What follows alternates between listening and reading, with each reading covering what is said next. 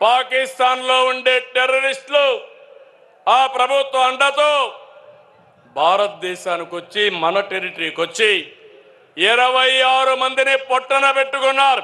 వదులుతున్న బ్రహ్మాస్త్రమని operation Sindoor ఏర్పాటు చేసి పాకిస్తాన్కి వెళ్లి 20 నిమిషాల్లో మొత్తం టెర్రరిస్టులందరినీ హతమార్చారు. దేశానికి టెర్రరిస్టుల వల్ల చాలా నష్టం.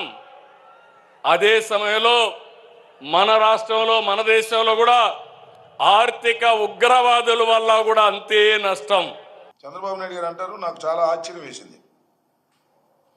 ఆపరేషన్ సింధూర్ స్ఫూర్తితో ఆపరేషన్ క్లీన్ పాలిటిక్స్ అంట.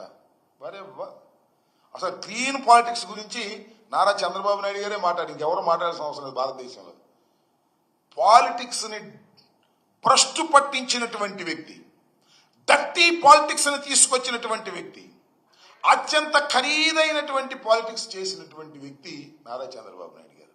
ఇవాళ మీరు చూడండి, దేశంలో ఆంధ్రప్రదేశ్లో ఉన్నంత ఖర్చు ఎన్నికల్లో ఏ రాష్ట్రంలోనూ ఉండవు. కారణం ఏంటో తెలుసా? డబ్బులు కుమ్మరించి గెలవాలనేటువంటి ఒక నూతనమైన సాంప్రదాయాన్ని ఎన్టీ రామారావు గారికి వెన్నుపోటు పొడిచి అధికారంలోకి వచ్చిన తర్వాత అధికారాన్ని నిలబెట్టుకోవడం కోసం చంద్రబాబు నాయుడు గారు అలవాటు చేసినటువంటి పద్ధతులు, ఒక డర్టీ పాలిటిక్స్ ని రాష్ట్రంలోకి తీసుకొచ్చి మ్యానిపులేట్ చేసి డబ్బులు కుమ్మరించి అధికారాన్ని నిలబెట్టుకోవాలనేటువంటి ఒక డర్టీ పాలిటిక్స్